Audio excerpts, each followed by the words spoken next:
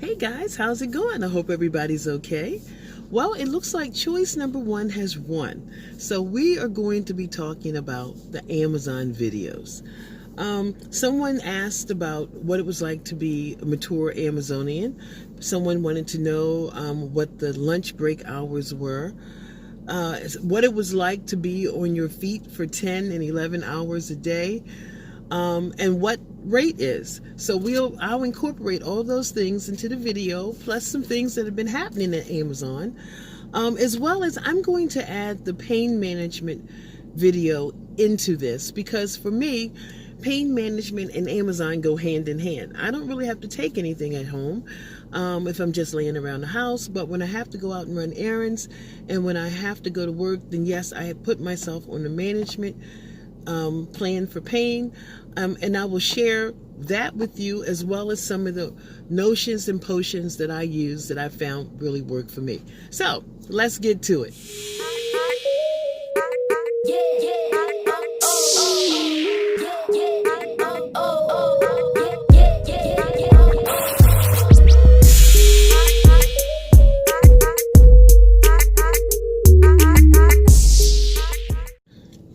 Okay, let's talk about rate first. Before I went off on 3-week medical leave, it was 60.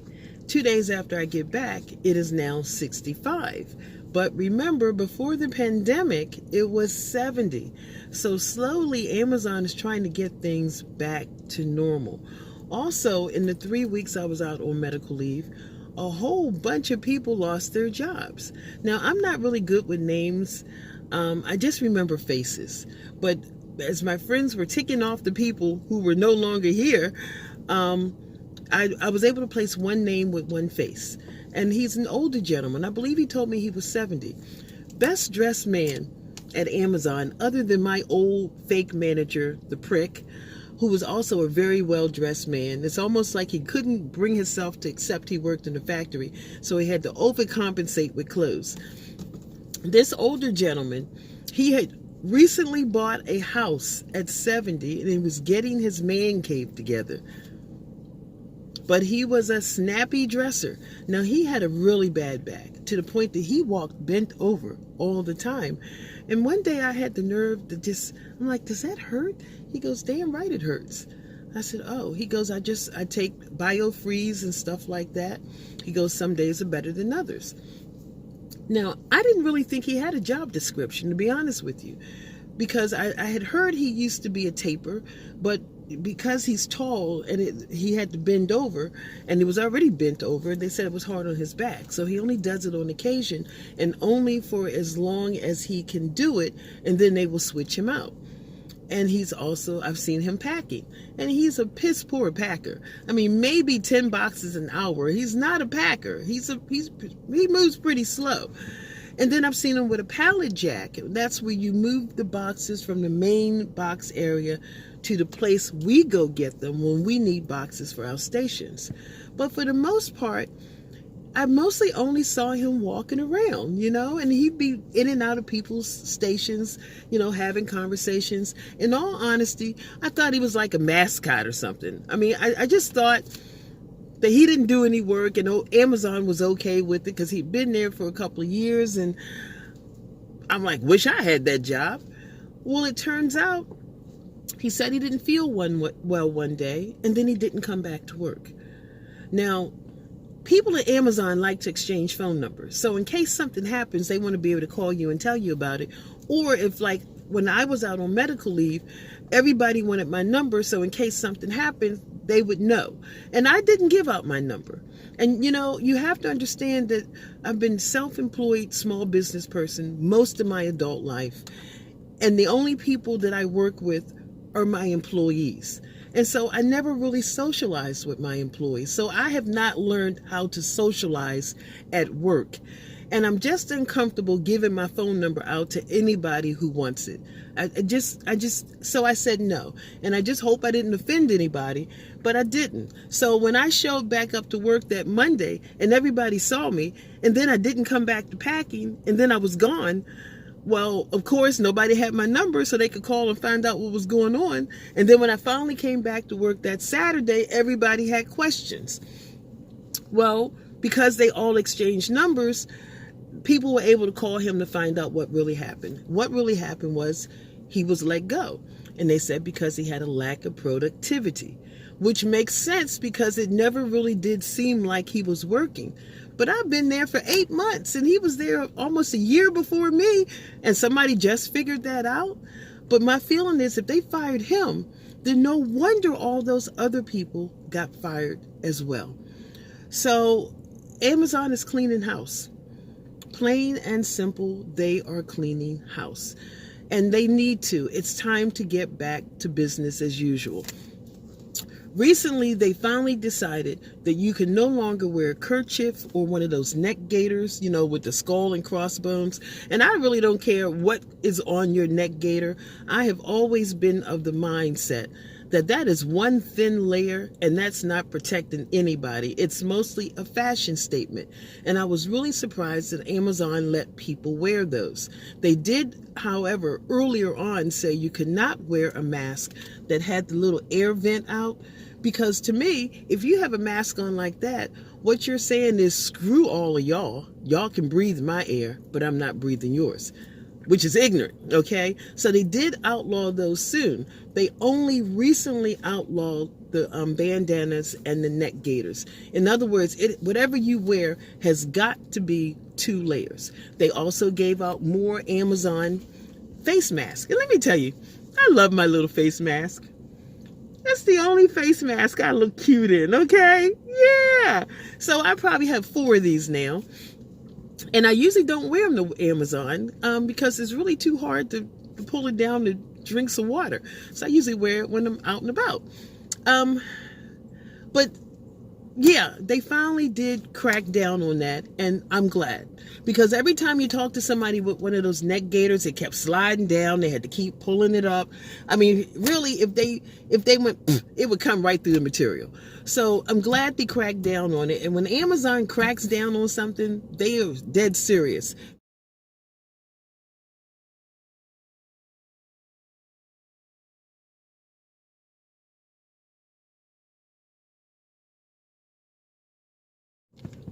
Now, someone wanted to know what it was like to be a mature Amazonian. Actually, it's kind of cool because every time I go to work and I sling boxes, I feel like, okay, I'm old, but I'm keeping up with your ass. Okay, maybe not quite keeping up with your ass, but I'm holding my own. I think Tuesday, I did 99 in 1 hour. It was just a good hour. And, nothing that I had to do, above board. It was just the things in my cart were easy to do. Okay. And I had a couple of really good carts behind each other, and they were pretty easy to do. I didn't get anything that weighed 49 plus pounds and had to go in a box on top of that. Those are the things that really slow you down. As far as just my age, there are a lot of people there my age, in various degrees of health, in various degrees of fitness. Yeah, there's a lot of Bengay smell. I personally like the smell of Bengay. I wear stuff that smells like Bengay, okay? A lot of knee braces and knee supports. And that's just smart. If you had a job where you stood on your feet. Now remember, I was a professional housekeeper. I'm used to being on my feet. As long as I have on the right shoes, and in all honesty, I did my job in socks, okay? Being on my feet for 10 or 11 hours does not bother my feet at all. And in all honesty, being on my feet for 10 and 11 hours doesn't bother my knees. What bothers my knees is when I have to climb. When I have to climb the steps to my house, even if my knees felt good all day, now I'm crippled. Okay, I got to hold on to the rail. Whereas 5 minutes before that, I was fine, walking like a normal person. For me, it's when I have to climb. When I have to climb into the cage at work, I have to hold on to both bars and pull myself in. But as far as actually being in my station and doing my job, everything is in hand's reach, or maybe one step over or one step over. My knees don't bother me at work until I have to climb or I have to walk. When I have to walk from the packing department to the front, now they allow you 5 minutes to do that. Once you sign out of your computer in the packing department, they allow you 5 minutes to walk up front to clock out. And that's about how long it takes a normal person, except those people who want to be first, okay? Those people leave at exactly 5 minutes to 10, so they can be at that clock by 10 o'clock and clock out. And they want to be the first one to clock out. I've never been one of those people. I like to leave at 10 o'clock exactly. I clock out of my computer at 10 o'clock exactly, and then I would quick step it up to the front, because I could do it in 3 minutes up till 2 months ago. Then I could use the bathroom for 2 minutes and still hit that time clock no more than 5 minutes after I clocked out of my station. Well, now it takes me the whole 5 minutes just like a regular person, so now I have to use some of my break to go to the bathroom. The point is, as long as I cut my speed back to what a normal person does, my knees are fine. And I walk like a normal person. But the moment I try to quick step like I used to, well, then at that point, my knees start to hurt and I start to limp. So that was the biggest challenge for me, was realizing I'm not Super Sheila anymore. Now I'm just Sheila. But it's better than being less than Sheila. So I'll be satisfied that I'm just Sheila now. But I do miss the Super Sheila days when I could squeeze a whole lot in a small amount of time. Now, if I do a client and it's a 6-hour house, and I only have one client left now because with the onset of my knees and with peak, I let the other client go. It was just too much for me to try to squeeze in to my little bit of time off. Used to be I could do a 6-hour house in 5 hours, or I could stay 6 hours and take a couple of breaks. Now it takes every bit of 6 hours, and that 10-minute break just might put me 10 minutes past 6 hours. And so that was the thing I had to come to grips with. But in the scope of things, and now that I have bad knees, I notice a lot of people with bad knees, and you can tell by the way they walk. And I'm thinking, okay, it's not that bad. Be grateful, quit whining. So being in my age group, and it doesn't mean they all have arthritis, but it is a challenge. You do have to be in overall good shape. In the packing department, like I said, even with bad knees, I can do my job. It's just the walking that's hard for me. So I imagine for my coworkers who are older, they have arthritis in several things too. I think the ones with arthritis in their shoulder, I think that's worse because they feel that, whereas if it's in your knees, then you're standing still for the most part, except for a little bit of movement. You don't feel it until you have to leave your station. So it really depends on what your ailment is and whether or not your job at Amazon will make it tough for you. But there are a lot of us, and think about it. The pandemic, anybody 40 or over had a life established, and if you're single, you're the only breadwinner.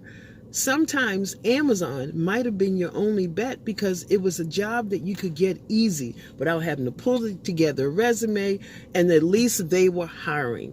There was a woman who was in a cubicle across from me the other day, and you can tell when someone's struggling. You can tell by their body language. You can tell by the fact that they just look like they're struggling. And I asked her if she was okay, and she said she had a torn ligament in her back. Now, she came to Amazon knowing she had this, but she lost her job. And, girl got bills, so she said she'd try it. Well, a couple days later, I noticed she's on light duty walking around with a clipboard, and she can't even do the walking. I see she's sitting down a lot, which is a no-no, because light duty means, okay, we'll still pay you for basically nothing, but the task we give you, you have to be able to perform. And it's obvious she can't be on her feet long enough to walk the entire cycle that she is required to walk every hour to make sure people are wearing their masks properly. And so I am not sure what's going to happen with her, but she's only been at Amazon a month or so.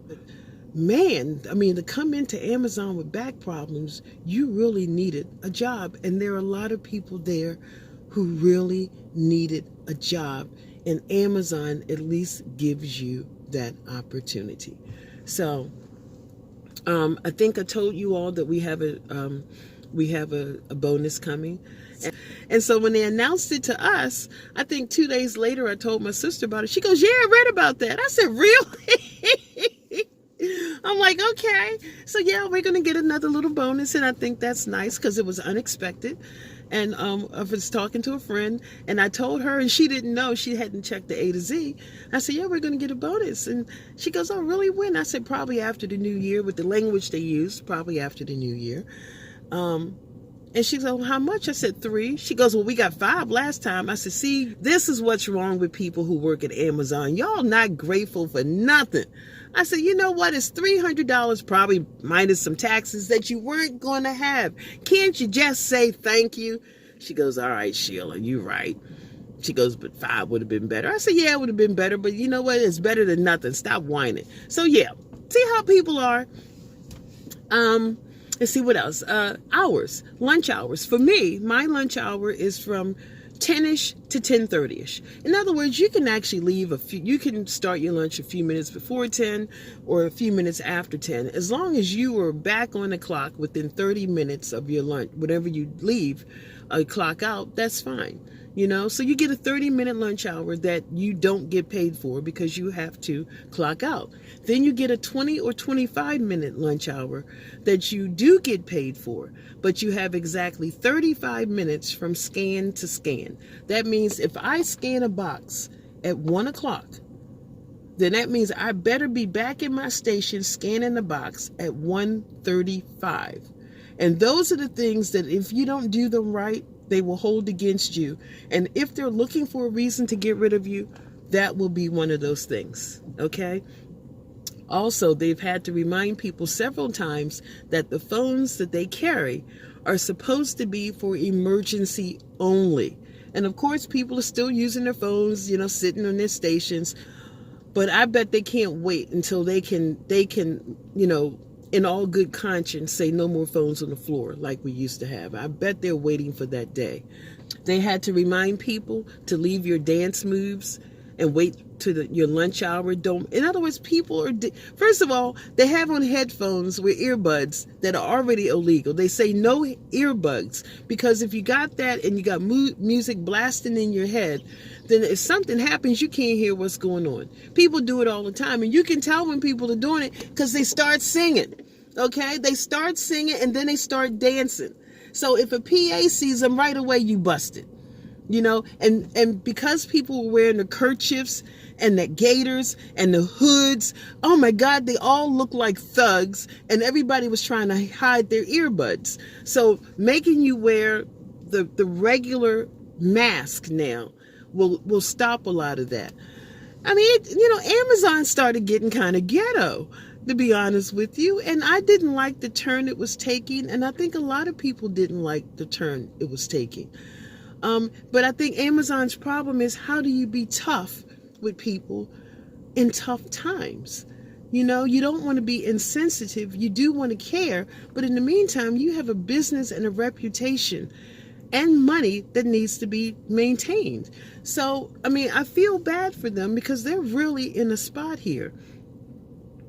So, I mean, I think they did right to get rid of some people, you know, and I'm really sorry to see the old gentleman go, but I mean, in all honesty, if it was my company, unless I had enough money that I just wanted to have him on the payroll and just have him walk around. I mean, if that's the case, then slap a vest on him that says Goodwill Ambassador, you know, but basically he wasn't doing any work, you know, he wasn't. So there you go. Let me see. Oh, okay. Let's see. Pain. For me, and you know what, we're going to finish this up when I get in the house because I want to show you some things. But the things I don't have to show you, I can finish up right now. Shoes. Okay, make sure you get good quality shoes. I am not a tennis shoe person. I hate wearing tennis shoes. I like boots. Okay, so when I had to wear tennis shoes at work, I felt stupid. You know, you sort of how like when you wear glasses and they're crooked and you just feel stupid. That's how I feel in tennis shoes. And especially since I chose shoes a man's shoe in a wide width, now I look like Herman the Monster. but at least my feet never hurt, okay? And I have bought some new Skechers. That's a woman's 10 wide width, not quite as wide as the Nikes, but still wide enough. And so I just switch back and forwards between shoes. I would suggest that whether you have knee problems or not, that you go ahead when you first start Amazon and get yourself a knee support. And you can pick those up at any CVS or Walmart. Walmart's cheaper than CVS, okay? Just so your knees can get used to what you have to do, especially in packing, climbing in and out of the cage. If that's not a body movement your knees are used to, they're going to need to be shored up. I use ibuprofen, and it does help along with the things I do for my knees. It absolutely helps a lot. Stay hydrated, which also means you're going to have to run to the bathroom. You're going to have to work all that out too. And here's another little known secret that most people don't know about Amazon in the packing department. You know that the time that Amazon calculates how many boxes you packed in an hour goes from hour to hour. Same way with breaks. You're gone for a half an hour out of that whole hour, but it's still tick-tock, tick-tock as far as the rate goes. So yeah, when you came back from break, you boxed 30 boxes. But there was still that first half of that hour that you didn't do anything. Oh yeah, you were on break, but you weren't packing. The clock still counts that. So now that 30 boxes is going to lower your average. So what most people do is the super packers, they pack their asses off so they can get enough boxes to cover those times so it doesn't bring their average down. But if you're not a super packer and you can't do that, then your best bet is to make sure you are at least packing. I mean, absolutely at least packing. I want to say 75 boxes an hour. That will at least help with those times where your time gets averaged out. The other day I did 85, I did 84, I did 99, I did 80. And at the end of the day, my average was 72. So you see, it does affect you, even though they don't actually admit it. When you're gone for your breaks, those times that you're not packing, the clock does not stop ticking. So keep that in mind. I mean, basically, in order for you to maintain an average rate of 65, you have got to be packing 80 every hour. Now, here's the good news. They're not going to fire you because you're not packing 65. As long as you can average at least 59 or 60, you're good. If you're not averaging more than 50 every day, then somebody may talk to you. I think Amazon asks for a lot, but they try to accept what's realistic. As long as you can do between, at least 60 average every day, 59, 60, something like that, and you don't have a lot of time off task, nobody's going to bother you. So, I wanted to tell you the truth about how the time is averaged, but also let you know they do kind of give you a break. But you can really get in trouble with time off task. Really get in trouble. So let me go ahead and do some things, and I'll finish this at the house. Talk to you later. Okay, guys, I'm all back home and settled in, and I bought a bunch of stuff that I wanted to show you because the doctor had told me that I was going to have to try different things to see what worked for me. Now, I found out Tylenol doesn't work for me.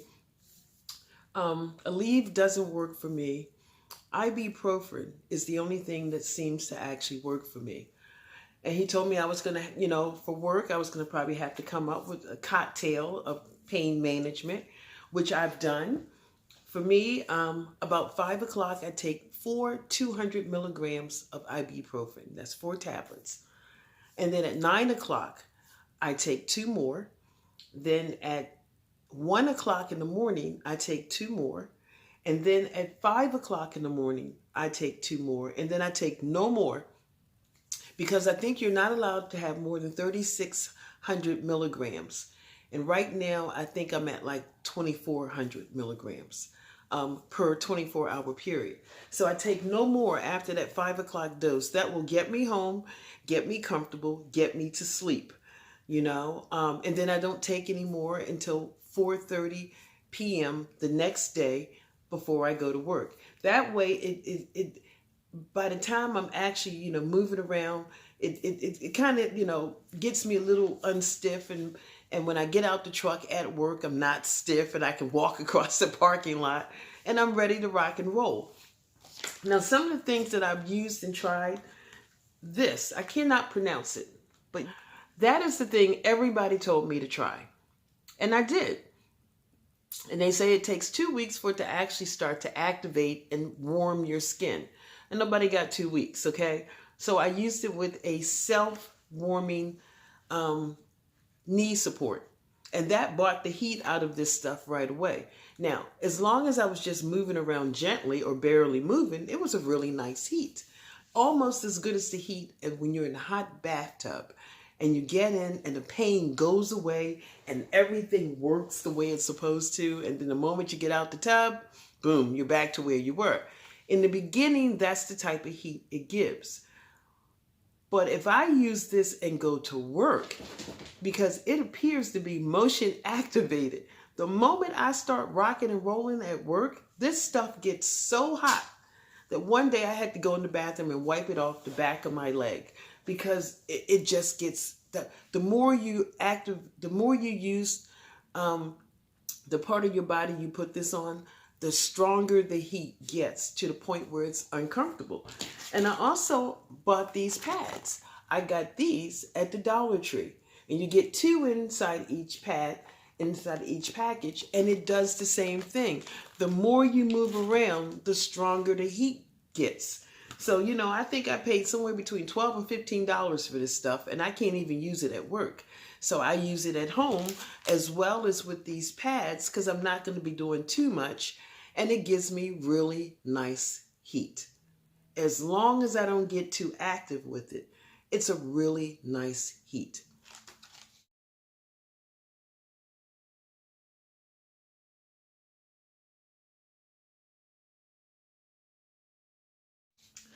These pads were $1 at the Dollar Tree.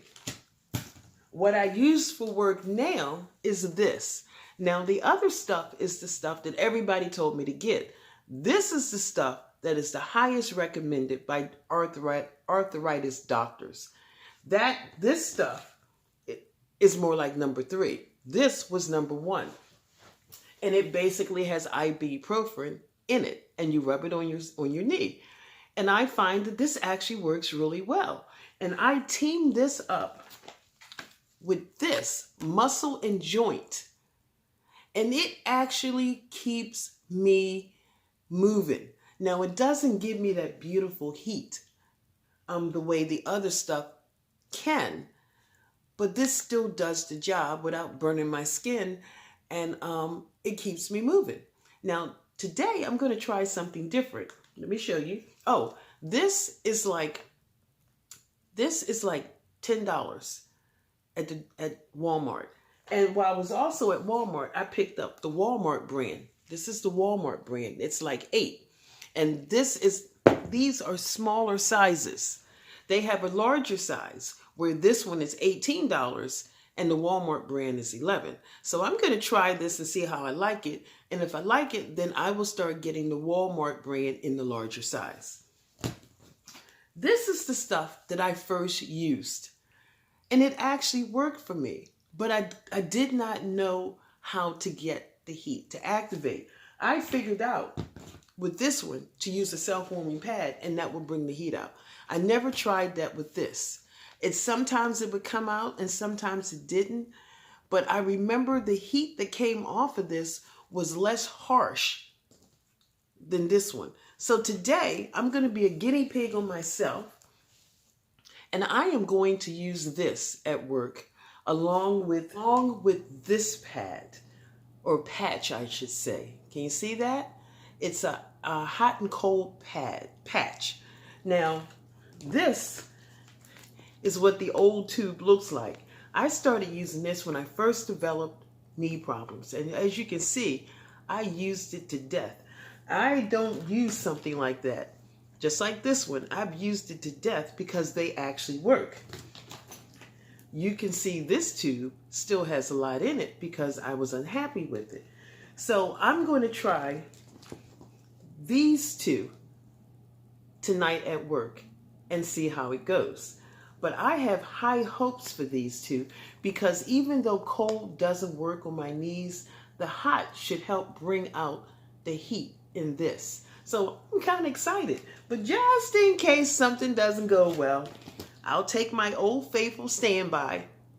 Yeah, I'll take this and I'll take this just in case.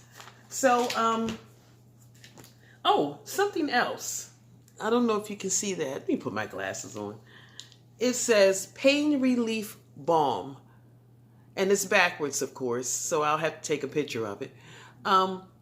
But I use this on my shoulder because you're reaching for boxes in the top shelf constantly all night long. Reach for the ones in the back. If you have arthritis in your shoulder, holy smokes, I don't even know if you can work at Amazon because you're using your shoulders and your arms to death. And I've already had a friend who left, not just the one that I told you about, but another friend. Her legs just couldn't handle stand, and we have these good mats. I mean, these mats are good, but her legs just couldn't do it. And not everybody is built to do a job like that. You know, I hate to say it, but we got some real gorillas working in packing. Holy crap, they can bench press a case of water like with one hand. Boom, throw it in the box. Man, I'm like, ugh. Okay. And then we got some little frail women, and I don't know where they get all of that from, but they can sling some boxes too. I think it really just depends on what your genes are, okay? And whether or not because everybody can't do this. You know, everybody can't do it. Just like when the first year I had my cleaning business, I got out of the red. And my accountant was really proud of me. He said, Sheila, you're in the black. You're doing great. You can kind of sit back and relax a little bit. So everybody's telling me, well, now that you got the business up and running and you got employees and they're bringing you money, you can stay in the office because that's what you're supposed to do. Well, I hated being in the office. I hated sitting there. So what I ended up doing was I ended up hiring someone to answer the phones half a day, 3 days a week. And 3 days a week, I went out and did a client because my feeling was in case anything went wrong, well, at least I was still bringing some money in so my bills would get paid if for some reason I have to shut down this business. But I hated sitting in that office all day long. It all depends on what it is you're built to do. I am built to be physically active. And yes, I'll admit, Amazon is a little bit more physically active than I ever thought I would be, especially at this age, but it does suit me. Even with my knee problems, I'm absolutely surprised that I can do my job even though I have developed severe arthritis in my right knee. And it's only because of the way Amazon is set up for packers that I can actually do my job and do it well. I'm sure there are other jobs I wouldn't be able to do. At least not physically active jobs. So Amazon is all things to different people. There's a club in Baltimore where I grew up called Odell's. And if we got any hood rats out there, then you've heard of Odell's. That was my second home.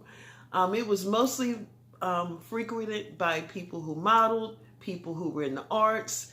We threw down and we looked good while we were doing it. And the tagline was, Odell's, you know if you belong. Someone in the comment section said that they were thinking about joining the club of Amazon. Well, that's what it feels like. It's a bit of a club. It's not the kind of place anybody can come. It's not the kind of place anybody want to come. But for the people it works for, it's a fabulous place. So, because they could have got rid of me when I was out on short-term disability. And I had heard that sometimes when your badge doesn't work, there's a reason behind that. And don't think I didn't have that bad thought that Saturday when my badge didn't work, or rather that Monday when my badge didn't work. And when I went to work that Monday, the HR lady saw me and she goes, well, Sheila, you need to swipe your badge here. Don't go to packing to swipe it. We need to make sure it's going to work, because if it doesn't work, we can't have you walking through the building. Now, the last time my badge didn't work, I knew enough to go to HR. And I said, okay, so, I'm ready to swipe my badge. And I'm like, oh God, okay. I swiped the badge and it goes, bing, little check mark turns green. She goes, good to have you back. She goes, I'm glad they brought you back. And I said, was there a doubt? She goes, sometimes, Sheila, when people go out, they don't get to come back. She goes, welcome back. And I went, damn, I knew my instincts were right. I knew it could have been a way for them to get rid of you if they want to. So I'm happy to be back. And yes, we are doing 5 days, 11 hours. But I've noticed that you don't always have to do that 5th day. I did not have to do the 5th day this week. That's why I look great, because I had 3 days off and I enjoyed every moment of it. My first week back, I did have to work 5 days. Next week, I'm going to have to work 5 days, which I guess is really this week. And the week after that, I'm not scheduled for 5 days. So maybe they're trying to, stagger it so you don't have to work 5 days or 55 hours every week, which is much appreciated. And also, the short-term disability I got, I think it's like 60% of your paycheck, and of course your taxes come out of that, and your insurance, because I had been worrying about how my insurance would get paid if I stayed off of work, not knowing I was going to get short-term disability. So the short-term disability came in handy because I wasn't expecting it, and I was able to keep, pay some little bills. And then when I got my first real paycheck after being back for a week, it was actually enough to cover my rent. So I never actually had to touch my savings. And if you're wondering how hard you got to work to make $1,000 in a week, let me tell you, baby, you work hard, okay? But it was totally worth it, and I wouldn't have it any other way. So I'll see you all in the next one, and take care.